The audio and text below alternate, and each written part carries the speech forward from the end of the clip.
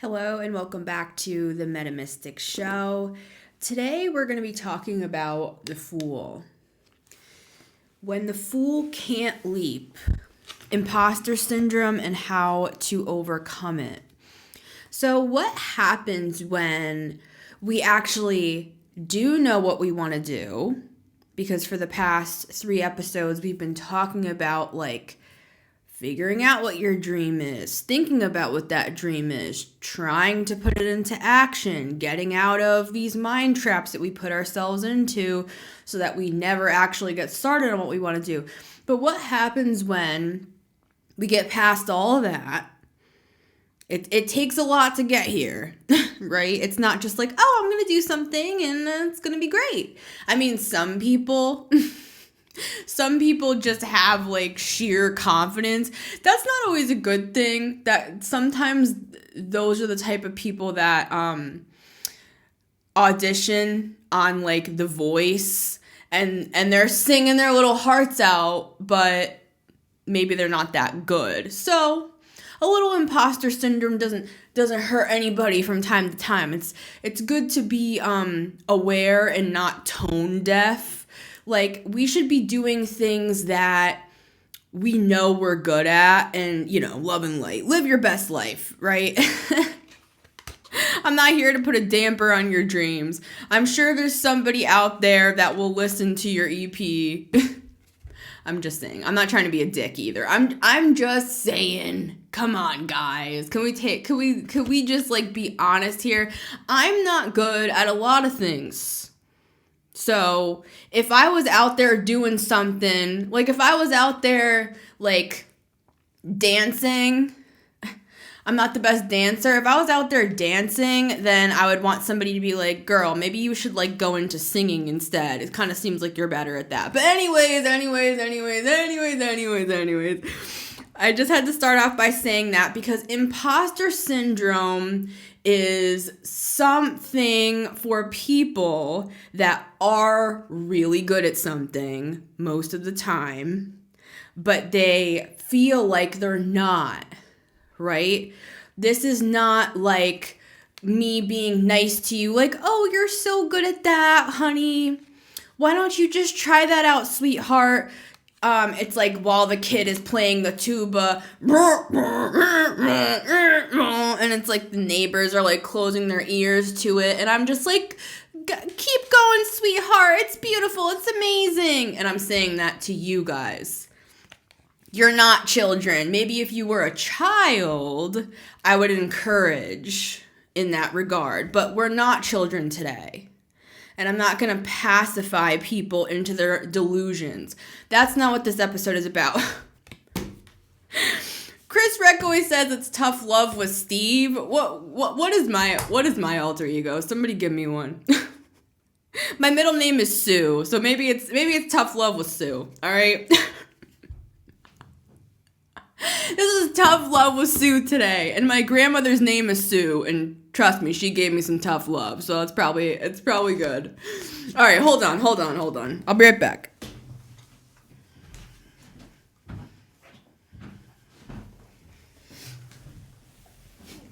Is this better? All right, when I'm saying this, I'll wear a funny frog hat. Does that help anybody? Imposter syndrome is for people who are actually good at something. Okay? So that's who I'm here to encourage today. I'm not here to feed delusions. What I'm here to talk about is people that feel like they truly either can't do something out of insecurity. For example, people would rather die than public speak. There was a study done that showed this, that people, when they were asked, they would rather die than public speak. So, for example, I'm somebody who, for many, many, many years, I've been talking online forever, right? But I had to really practice when it came to more intimate settings. It's different to talk to a camera this is just an example, than it was for me to stand in front of a group of people and talk. Totally different thing. Why? Well, because those people are all staring at me and I'm picking up their energy and I'm picking up their thoughts, right? People who are very empathic, like you and me, most likely, because if you're on this channel, you're probably very empathic. Many of you are HSPs, highly sensitive people, right? Where it's like a supernatural skill. It's not just like, that person has a frowny face, so they must not like me. It's like, no, somebody has a poker face, but you're picking up their thoughts, their frequency, their negative intention towards you, whatever, right? Anyways, it's much different. For example, this is an example of imposter syndrome. I'm literally sitting here on my own podcast talking to you right now. But if you were like, hey, Missy, come give a talk in front of 400 people tomorrow, I'd be like, maybe I need to practice a little more but before I do that. But then again, that's something I'm working towards. That's just a very honest example in my life. I want to go around the country and give talks. So I gotta get moving just as much as you gotta get moving. I take my own medicine. All right, I don't just come out here and say, you should do this, you should do that, you should do this, you should do that, because it sounds good. I'm sharing like the very medicine, let's use that I give to myself on a daily freaking basis. All right. Imposter syndrome is for people who are already good at something or really, really like to do something. Even if you're not the best in show, even if you're like 4th best, 17th best, right? Say there's 100 people running a race and you come in 17th. That's pretty damn good, right? And even if you come in 100th, all right, I'll put tough love with Sue away, I guess, today. Even if you come in 100, you know what? I will stop and say that those people who do go on The Voice and they're not so great, those clips usually go viral. So they're still getting attention.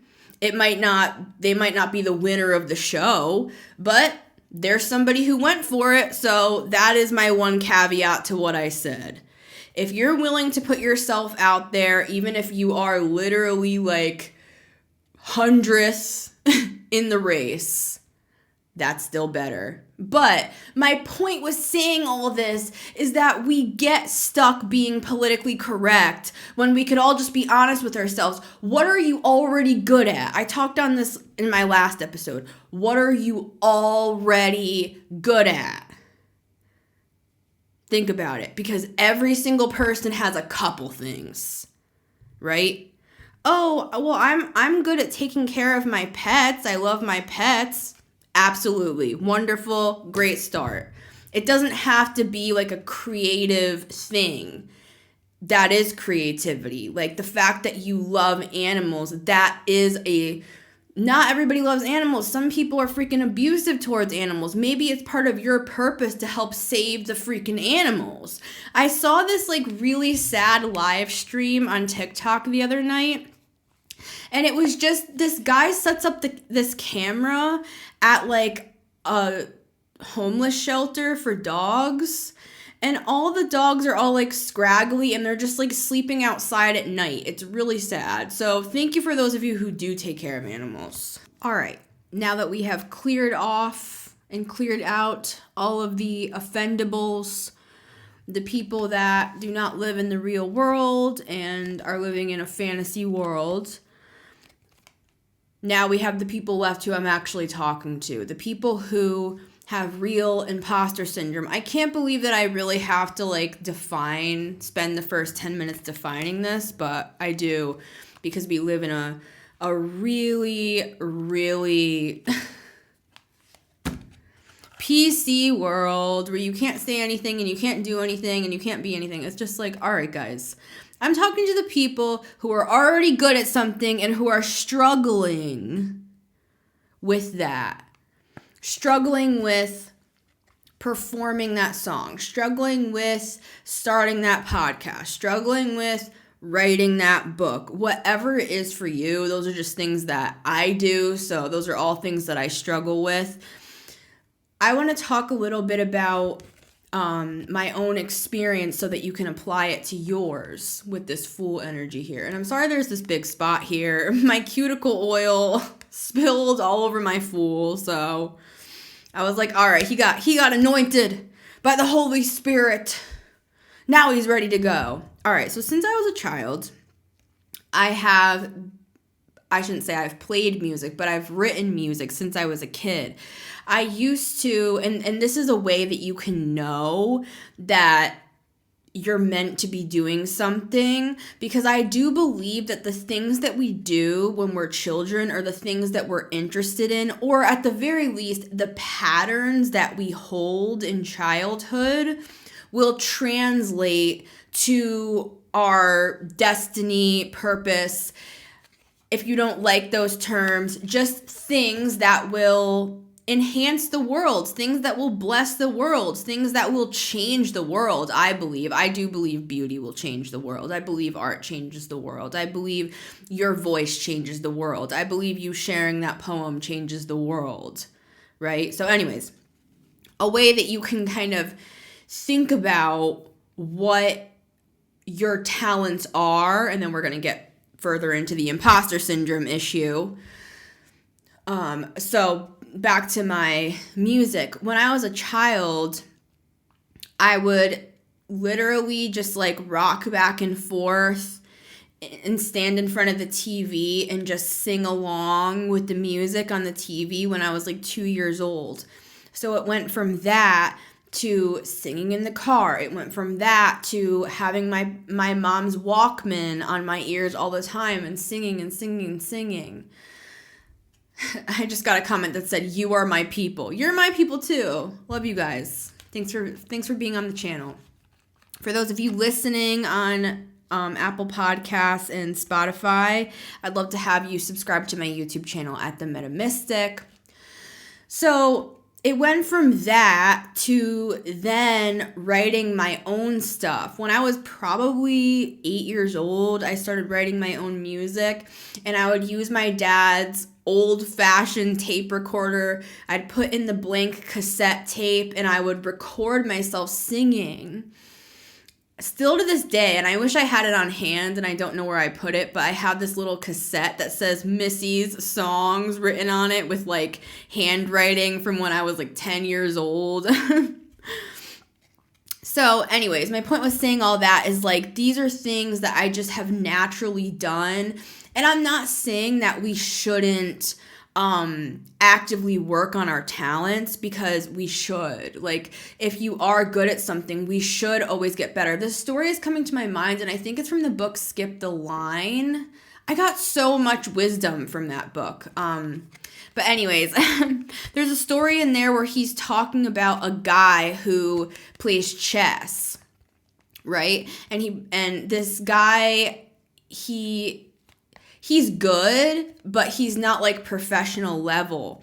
And when the guy lost the match, he was like, "Hey, I don't really care, you know? I don't really care that I lost. It's not a big deal. I'm just doing it for fun." But then his point in the book was, but what are you just saying that because you secretly wish? I'm sorry guys that I'm like botching the story because it just came to me out of nowhere.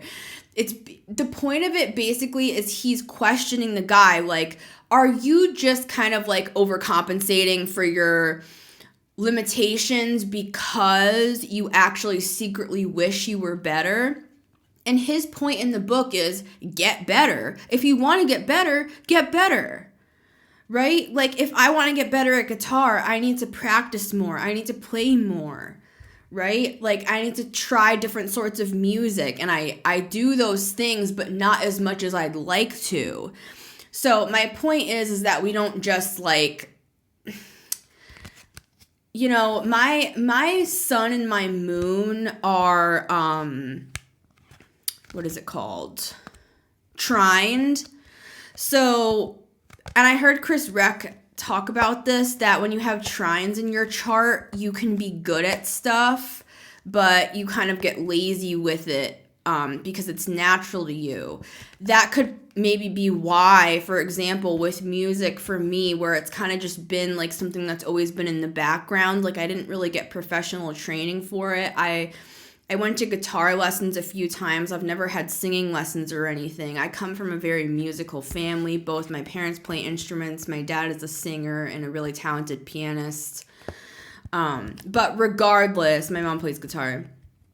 And I grew up singing at church, part of choir, all that stuff. But my point is, with that chess story, it's like, if we are good at something, we should take it seriously. Like, don't take yourself so seriously that it's not fun anymore. But it is okay for us to want to better ourselves. So that's part of just like my personal journey with music, for example.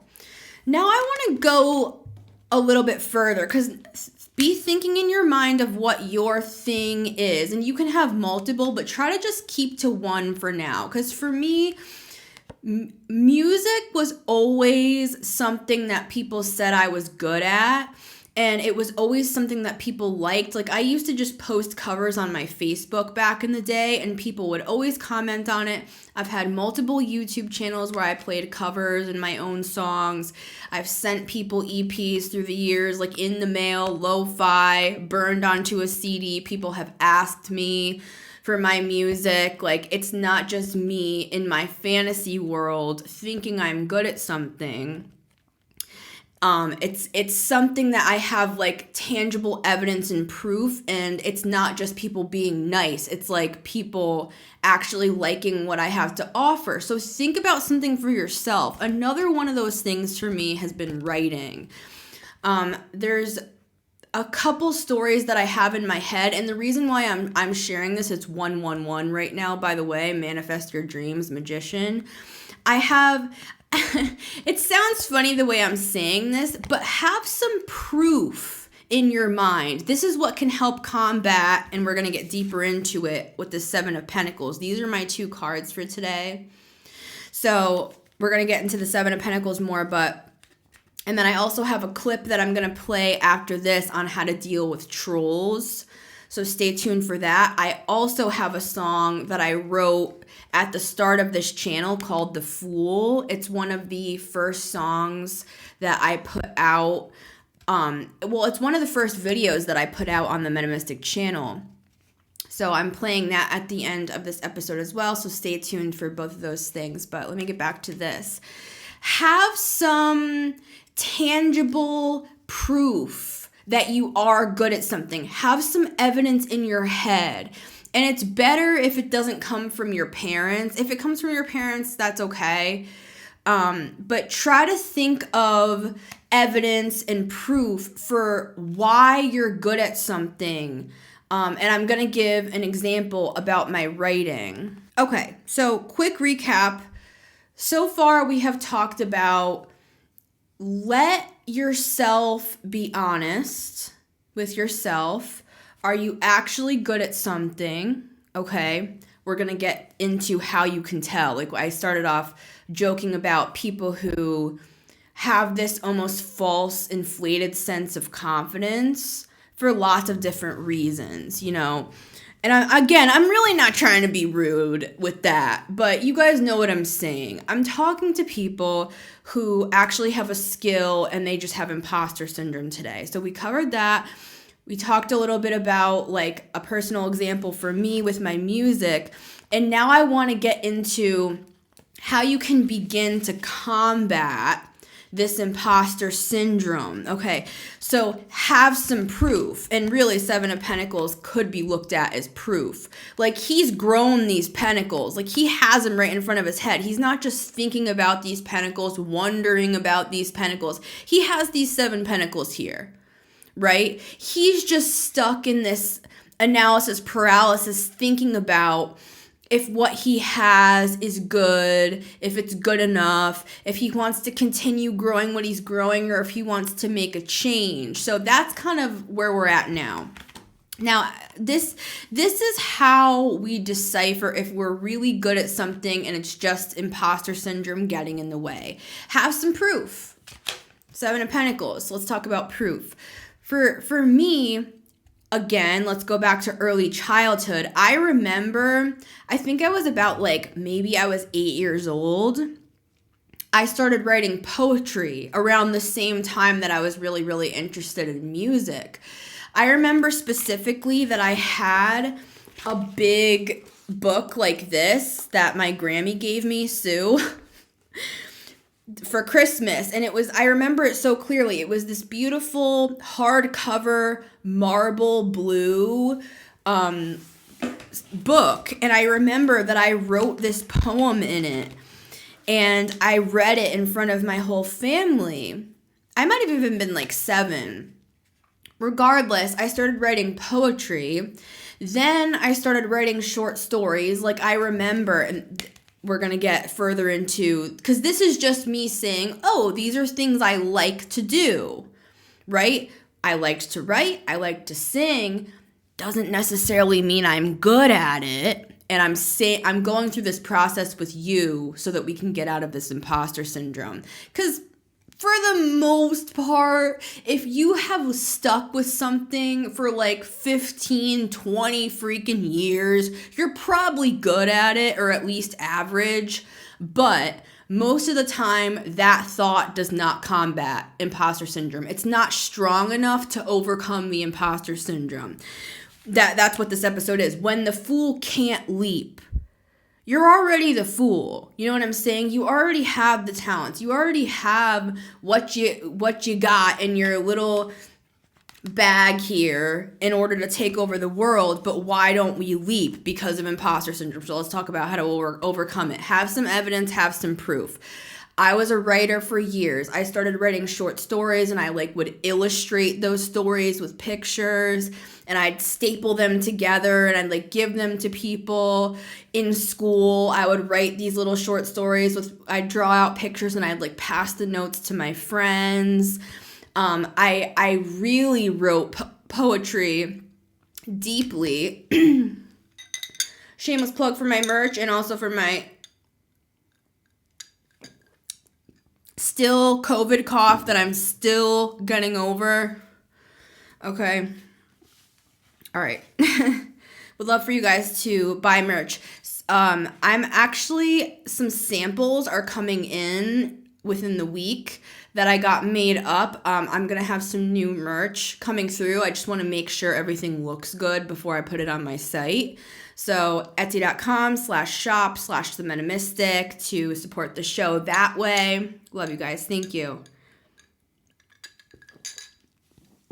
So in middle school, I started writing a lot of poetry. That was one of the main ways that I was able to process my feelings at that time. Because, I was an emo kid, of course.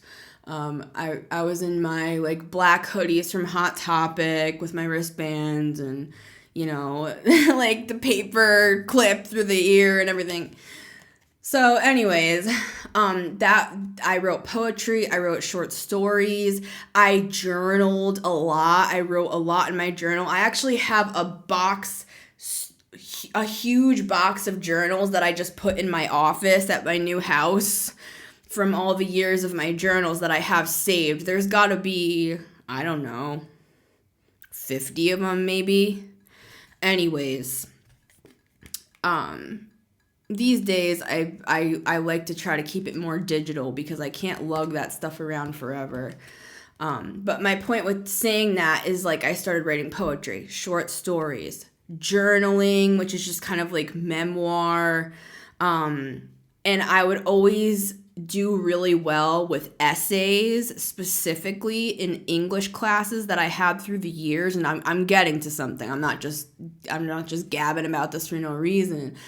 I'm saying this as an example for you. Think way back. Think childhood, middle school, high school, college. What was going on? What was up with you? You know, what was happening?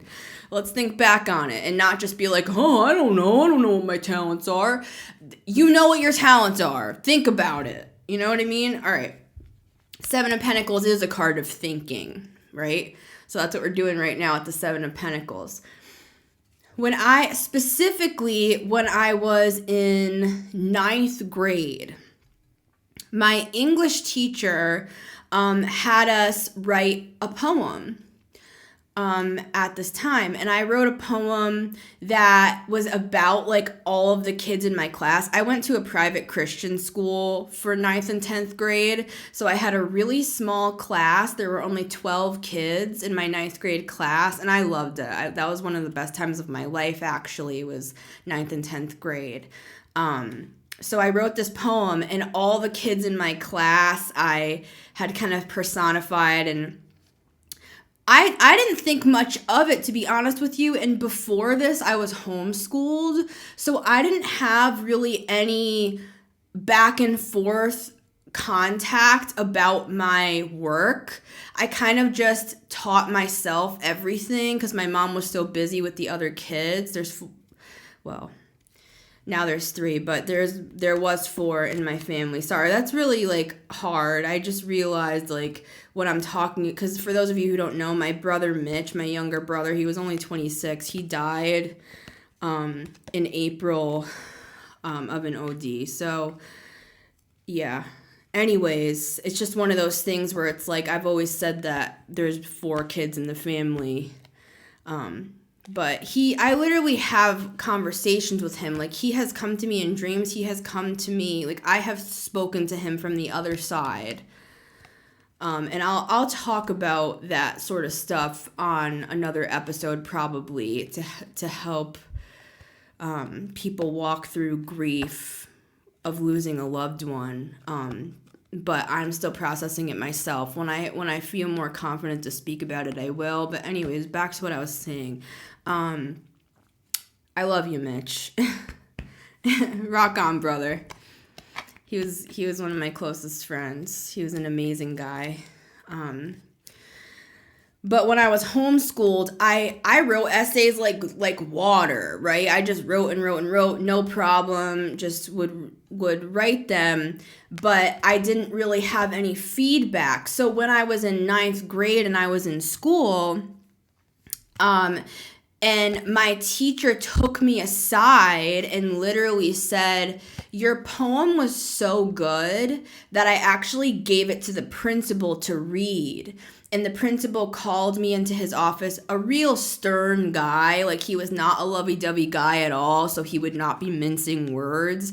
And he put this little Post-it on the front of my poem with some sort of like really sentimental phrase, you know, just saying how talented I was. That was proof number 1. It also helped that I loved my English teacher, Miss Maz. She was just an amazing lady.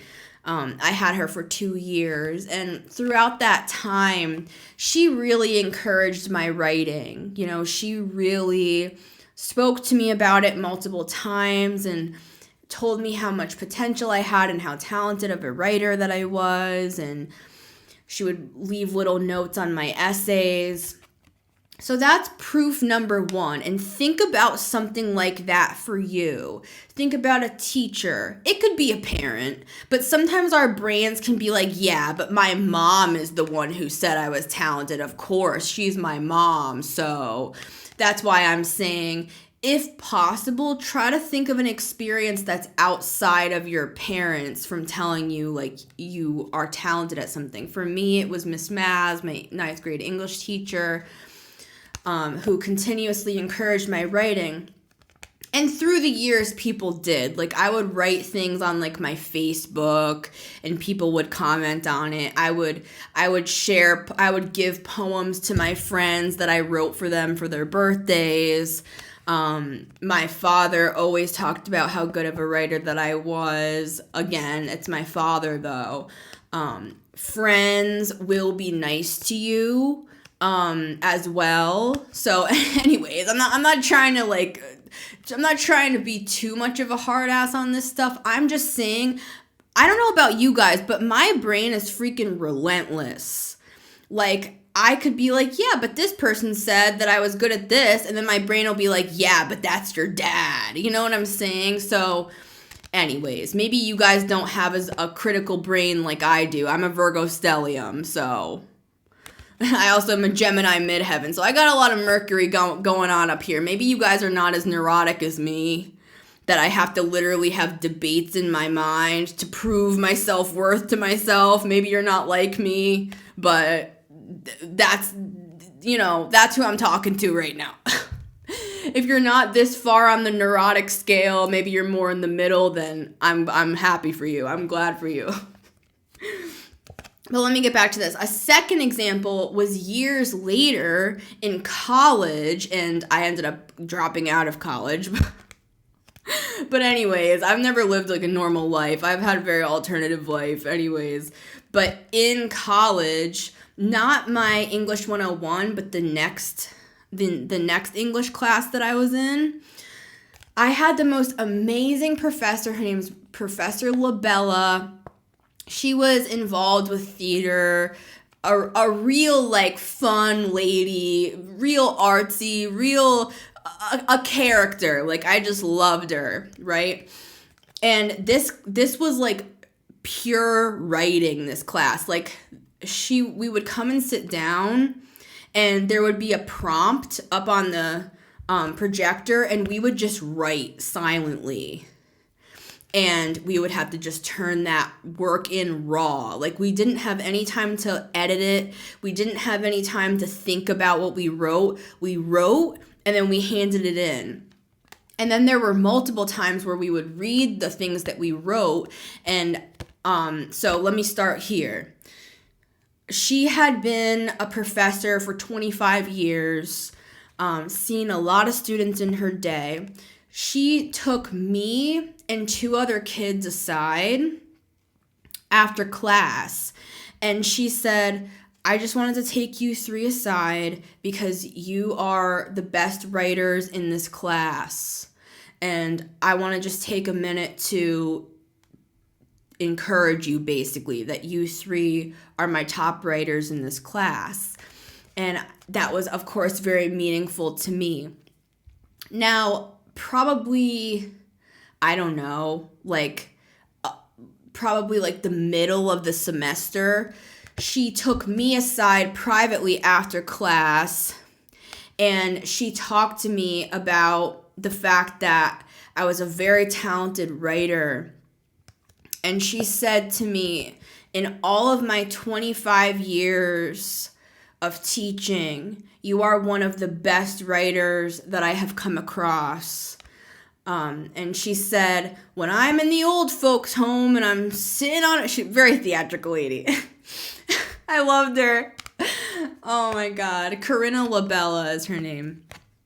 She said, and she did the voice and everything, when I'm old and I'm sitting out on my porch at the old folks' home, I'm going to see your name. And I'm going to say, that Missy Gordon, she was my student. So anyways, again, not necessarily a nice lady. So I also take that stuff into account. Is somebody just being nice, or are they kind of like somebody that's hard to win over? See, because my mind does that as well. Like, oh, maybe they're just nice. But no, it was Miss Maz and then my Professor Labella in college. And she was not, like I said, she wasn't nice. She wasn't like the type of person that would have just said that. She said, in my 25 years of teaching, you're one of the best writers that I've come across. And she said that to me multiple times. And so that's an example of proof that I know in my head that I've had two English teachers through the years tell me a similar thing, that I'm a good writer. Same with my music. I've had many experiences that have given me evidence and proof of that. So think in your head. Think about the proof that you have to help you combat this imposter syndrome. Think about the times that people said you were good at something. And this is something that Chris Reck also talks about in his DENT program. Not exactly as I just said it, but the premise is the same. He has us think about the things that we were told that we're good at. And I thought about these two instances in my head about writing. So I'd love for you guys to join DENT, chrisreck.com/DENT, to join our little group over there. And I shouldn't say little, it's a world-changing, gigantic group, bigger than Tony Robbins, bigger than... Because, I really do believe in it, and I've already gotten a lot out of being a part of it, and it really helps to be part of a group again. Like, I was part of a couple things like this in my past. When it came to business, I was also involved with copywriting in my past as well. I'm not a great copywriter. I decided to move on from that, but my point was saying that is being a part of a business group really helped keep me on track.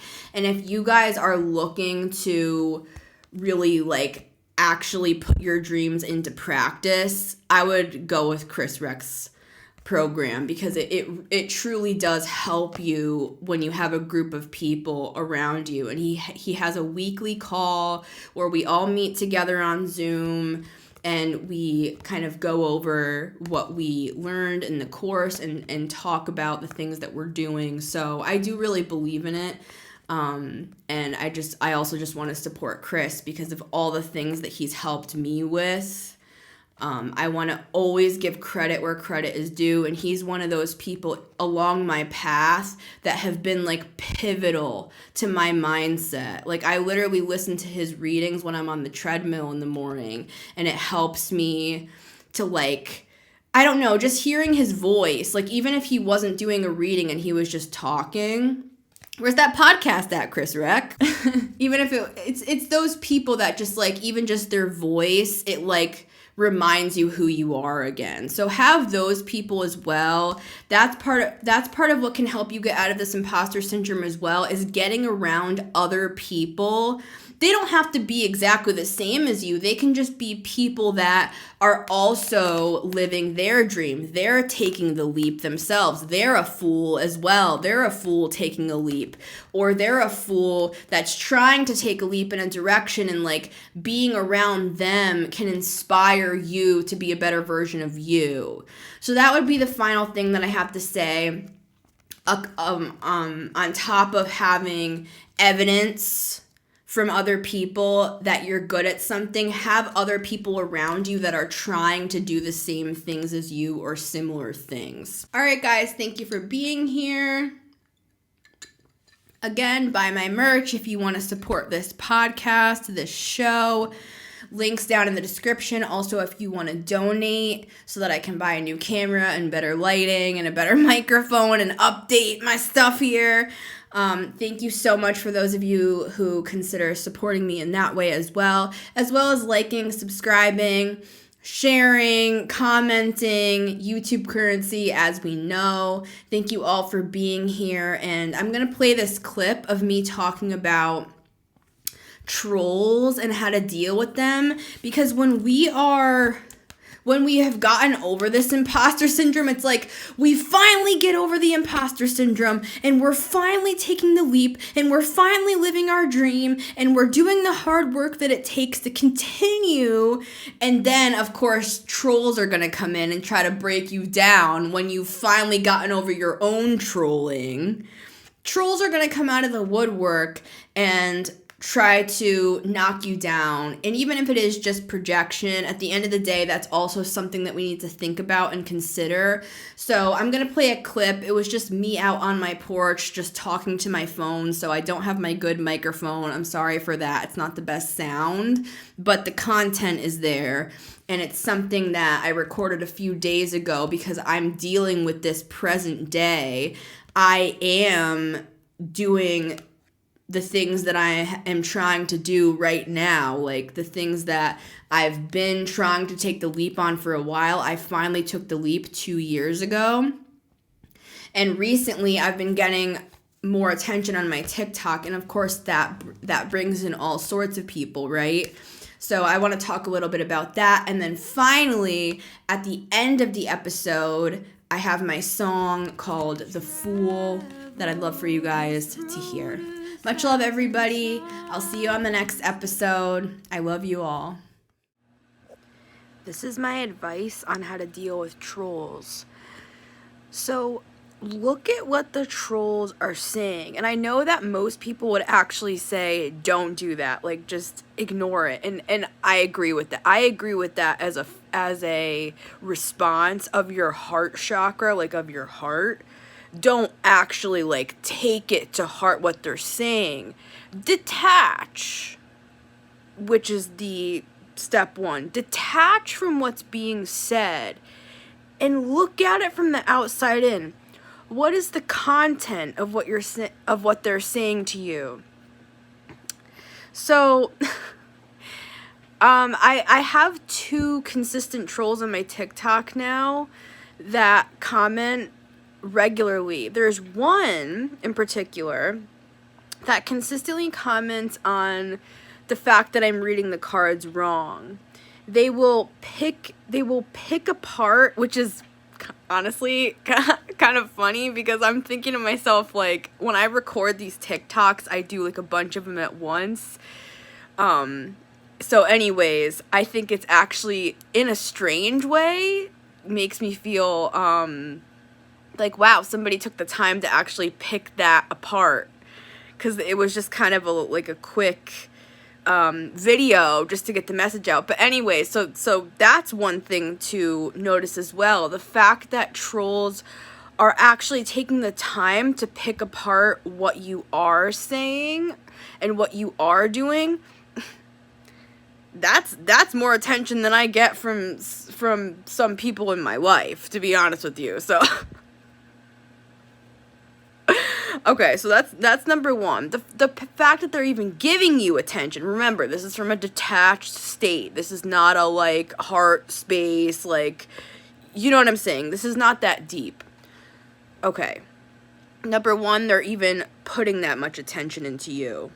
That alone, even if we take everything that I'm about to say next out of it, that alone is proof of the opposite side of the coin, 2 when I said that, of the energy. And this is what I mean by that. I'm not trying to get super complicated. Missy, stay to the point. This was supposed to be a 1-minute short, and now I'm doing a whole freaking spiel. All right. Damn, my fucking triple Mercury that I got going on in my chart. I actually think I have 4 Mercury placements. Yeah, I do. Okay, the other side of the coin. Anytime there's an extreme of anything, like having a troll, that means there's always going to be an other side of that coin. So this is the troll side of the coin right here. Okay? So what's the other side of that coin looking like? Right? It's the exact opposite to that. It's admiration, it's respect, it's always, if that extreme exists in one polarity, you will always, every time, have it in the opposite polarity. So if somebody's bullying you, making fun of you, 3 as I'm saying this because you're an Empress probably, there's always going to be the opposite side of that coin, right? Again, so number one, you're getting attention, period. That means what you're doing is getting attention. I clicked on one of my trolls'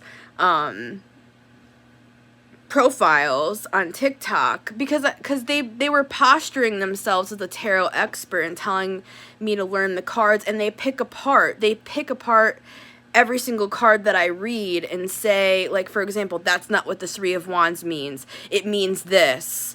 And so I'm like, oh, okay, so maybe they have, like, a tarot TikTok or something. So I click on it. Nothing about tarot. They're not a tarot reader. So right there, that's curious, right? Take this in your life where it applies. It's like, if it was a tarot expert, I would be like, okay, I'll listen. I will listen for a moment and see what the person has to say. I respect people. 444, as I'm saying this, Emperor. As Emperor to Emperor, absolutely, let's have a conversation. Because I'm open to somebody being more intelligent than me. I actually invite that into my life. I'm always like posturing myself to the universe, and I'm saying all this for you. I posture myself to the universe with my heart chakra open, looking for mentors, looking for answers, looking for truth. And let's calm down, Missy. If it's a troll, if it's a true mentor, they're not going to come criticizing you. Anyone who's a true teacher and a true mentor does not use criticism to condemn their students. So off the bat, that's not going to be the case 9 times out of 10. But there's going to be that rare time every so often, like take this for example, right? I clicked on the guy's page to see what he was about, right? No tarot cards, low amount of followers. Just because somebody has a low follower count doesn't mean they're not qualified. So again, I take the benefit of the doubt one more step. Because say, for example, there is a tarot expert. Let's just say this was an older woman trolling me, right? Say she's had a tarot business for 30 years. Now, if she's a little bit older, maybe she doesn't necessarily know how to, like, run her TikTok. You know, there's plenty of people who are older who are awesome at running their technology. So shout out to you guys. I love you guys. But for just to follow the cliche for a moment, say that Jan, my new troll, maybe she only has 45 followers on her TikTok, but she might actually be a tarot expert, right? And she has her tarot practice that she's been working on for years and years. But again, to go back to that, what I was saying before, if somebody is a true mentor, a true teacher, they don't chastise their students with correction that breaks people down.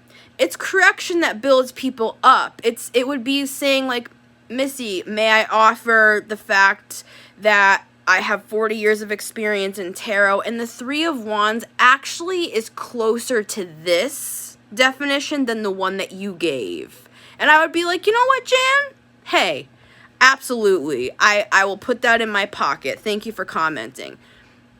That was not the case here. And this is not a video for me just to talk about my trolls. I'm making this as an example for how I deal with trolls. This is not my first rodeo. Back when I had my ministry channel, the trolls became so bad on that channel that it was to the point where, like, it was becoming true harassment. I actually had multiple stalkers as well. An old email that I had to shut down. There was a man that was convinced that he was, like, gonna marry me and stuff, and he just sent me all this stuff, like, every single day, and it became kind of, like, threatening. So anyways, weird crap can happen on the internet, and I'm not trying to scare you guys. I'm just saying, if you are wanting to build what you're doing online, this message is really specifically for content creators. But even if you're not a content creator and you're just being like bullied on your Instagram or something, this message is also for you. So let's get back to it. Okay, let's cycle back around. Point number 1, you're getting attention, period, like we started off with. What does that mean? It means that you're getting attention, even if it's negative. Like, and I don't mean attention like a try hard, like looking for attention. I mean, you have eyes on you. You have eyes on your work. Even if it's negative, that's more than most people are getting. And usually if you click on a troll's profile, they will not have success, and I'm not trying to be rude. If they do have success, that's when we take pause and we look deeper into it and we think, oh, is this person actually somebody that I can learn from? I would honestly go as far as to say, like, 8 times out of 10, that's not going to be the case, because if somebody was really a teacher or a mentor, they would not approach you that way. To be honest with you, teachers and mentors don't necessarily go scoping for students anyway. Usually it's like that quote, when the student is ready, the teacher appears. It's more like you appear to them, like they're the mentor. You're going to be appearing to them. They're not really going to be appearing to you. Do you know what I'm saying? Okay. Point number 2, it's that other side of the coin. If you're getting negative attention, if you are getting people who are bullying you, who are criticizing you, who are saying mean things to you, and then on the more extreme version are harassing you or stalking you even, there's always going to be the opposite side of that. People who admire you, people who respect you, people who look up to you, people who love you, people who want to emulate you, people who want to, like, learn from you, okay? Now, the final thing that I want to talk about when it comes to trolls is how do you, like, how do you deal with when they become consistent? Because I have 2 that are consistent. There's the guy that comments on every card meaning. Then there's another girl that uses like true insults against me. And I'm not doing this to highlight these people. I'm actually using them as a good teaching example. So, you know, it's funny. You can take anything in life and use it as a paint color. You know, it's like there's a whole there's a whole spectrum of color, and you're holding the paintbrush, and the universe is just sitting there smiling, thinking, what are they gonna do? What are they gonna do with that color now? What are they gonna do with that insult? What are they gonna do with that compliment? What are they gonna do with that stress? What are they gonna do with that achievement? What are they gonna? And they're just looking like a proud parent watching to see what you're gonna do. So I like to detach. That's step 1. If you don't detach, this is going to be too painful, because it's going to remind you, random ass person off of the internet that you don't know from Adam is going to remind you of your father issues. It's going to remind you of the kids that bullied you and called you fat in middle school. It's going to remind you of the fact that you never measured up to this parent. It's going to, you know, you were never good enough for this ex. It's gonna connect to inner child wounds and other issues that have nothing to do with any of this, right?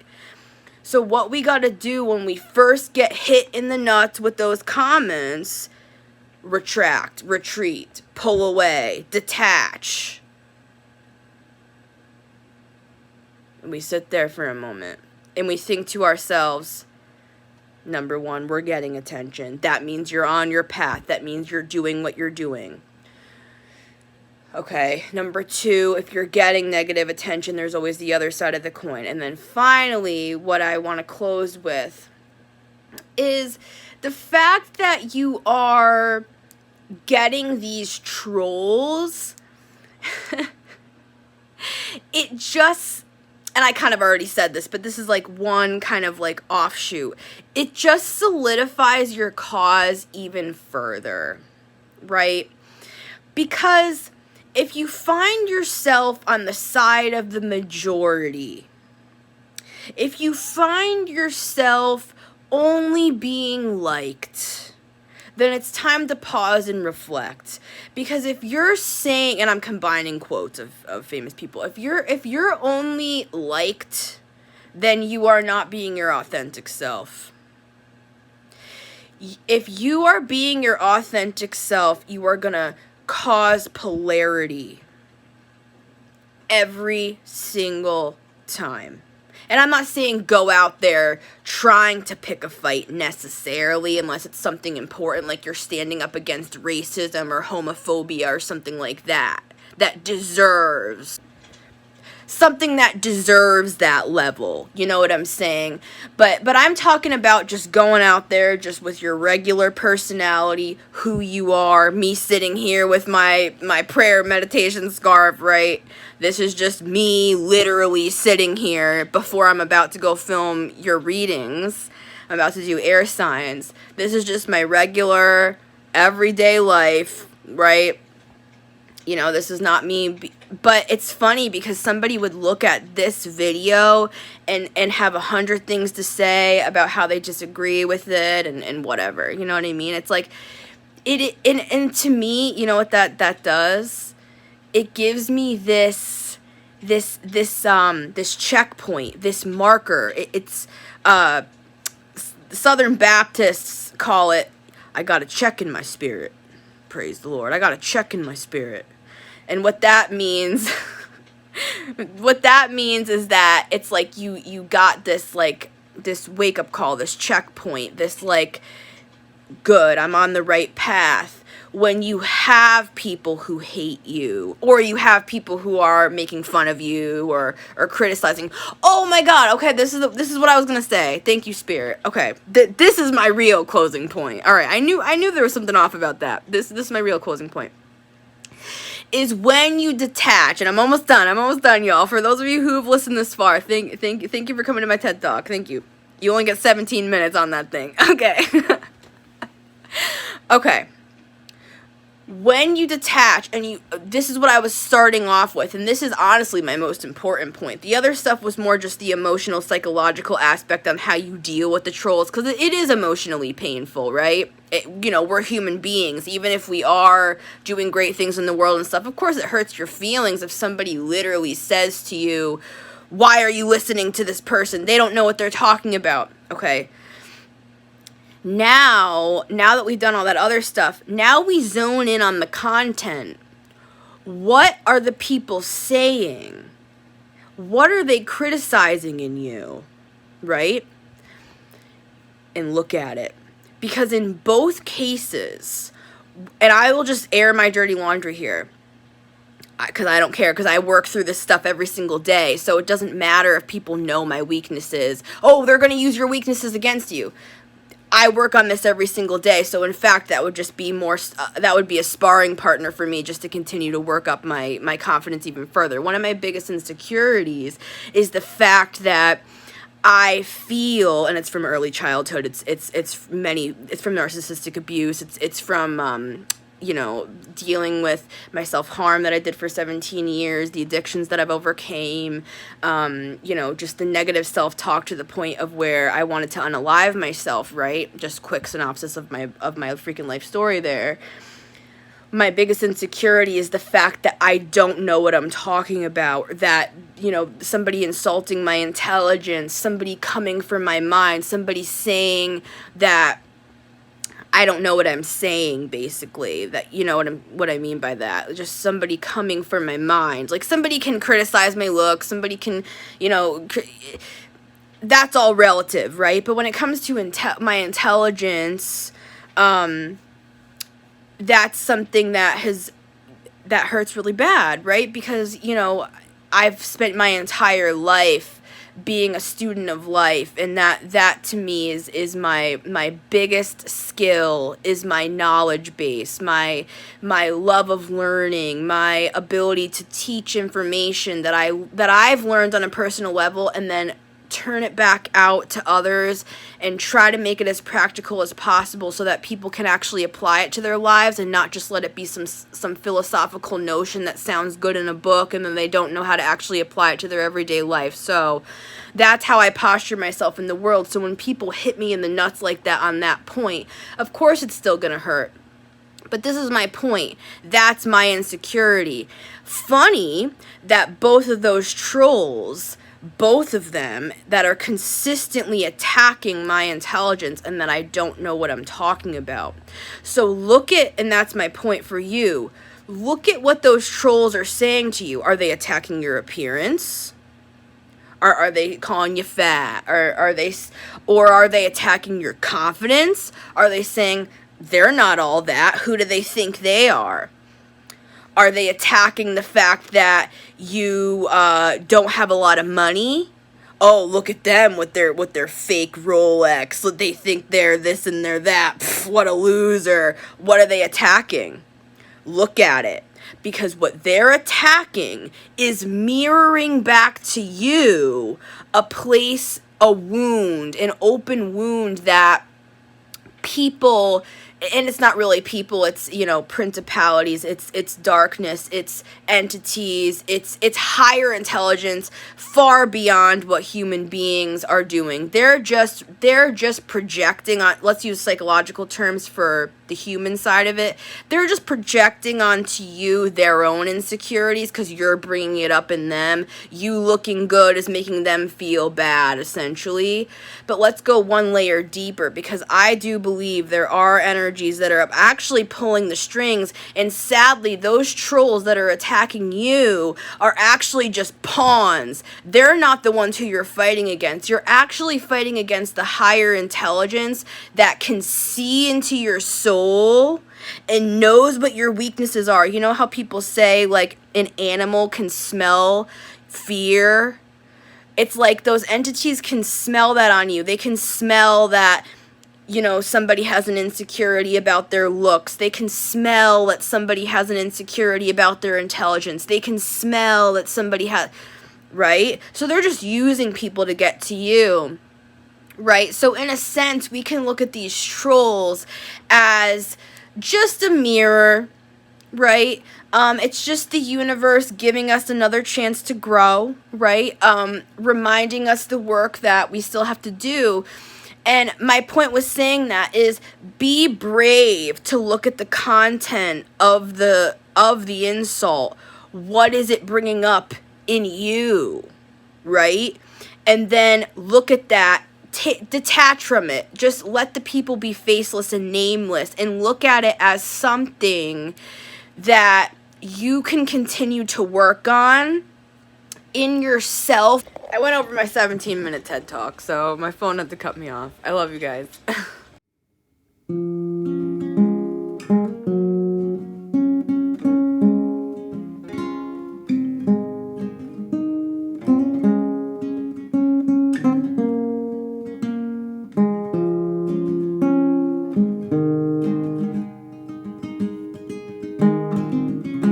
Tripping over my feet, 'cause I'm too damn proud to beg. I'm skipping the line, thanks to quantum physics. I'm skipping a timeline. I'm admitting defeat. I don't care how long it was. The ends justified the means. I don't care how wrong it seems. I traveled this road 1,000 times with stardust in my eyes, and every single time I cry a little. I traveled this road 1,000 times with stardust in my eyes, and every single time I cry a little.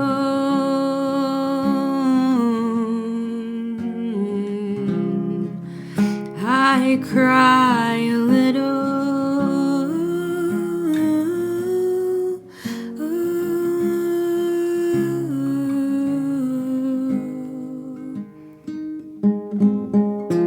Looking back to my past, the maps, the charts, the graphs, connecting what still applies, decoding truth, unearthing lies. The answers are under my feet. The scrolls unroll as I'm walking. The devil's got nothing on me. From Plato's cave to the fool's journey, I traveled this road 1,000 times with stardust in my eyes, and every single time I cry a little. I traveled this road 1,000 times with stardust in my eyes, and every single time I cry a little.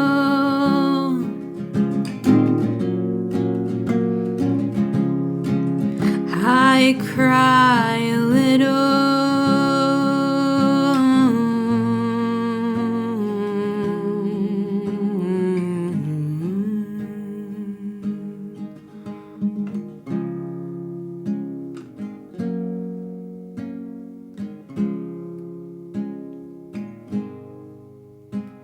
I traveled this road 1,000 times with stars.